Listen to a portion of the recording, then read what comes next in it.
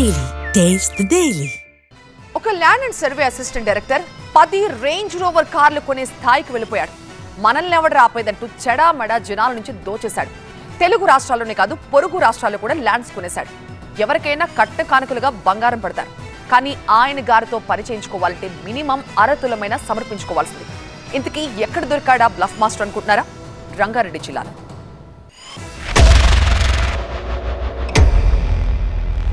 ఈయన పేరే Srinivas. Land and survey assistant director గా విధులు వెలగబెడుతున్నాడు. ఉదయం ఆఫీస్ కి వచ్చింది మొదలు వెళ్లేదాకా దోచుకోవడమే సింగిల్ అజెండాగా పనిచేస్తాడు. ఇవాళ ఎంత దోచాం, రేపు ఎంత లాగేద్దాం అన్న క్యాలిక్యులేషనే ఇతగాడి మైండ్ లో నిరంతరం తిరుగుతుంటుంది. ఇక్కడి జనాల నుంచి లంచాలు గుంజడం, పక్క రాష్ట్రాల్లో పెట్టుబడులు పెట్టడం ఈ శ్రీనివాస్ స్పెషాలిటీ. అంతేకాదు ఏ ల్యాండ్ సర్వే జరపాలన్నా ఆ ల్యాండ్ ఓనర్ల నుంచి బంగారాన్ని కూడా గిఫ్ట్ గా తీసుకోవడం ఆనవాయితీగా పెట్టుకున్నాడు ఈ కేటుగాడు. కర్ణాటకలో 11 ఎకరాల వ్యవసాయ భూమి, అనంతపురంలో మరో 11 ఎకరాల పొలం, మహబూబ్ నగర్ లో 4 ప్లాట్లు, నారాయణపేటలో మరో 3 ప్లాట్లు కూడా కూడబెట్టాడు శ్రీనివాస్. అలాగే ఇంట్లో 5 లక్షల రూపాయల డబ్బు దొరికింది. 1.6 కేజీల బంగారం బయటపడింది.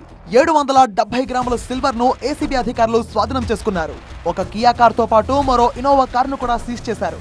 ఇదంతా ఇప్పటిదాకా తెలిసిన అవినీతి చిట్టానే. అసలు లెక్కలన్నీ బయటకు తీస్తే ప్రతి ఒక్కరూ అవక్కవ్వాల్సిందే అంటున్నారు అధికారులు.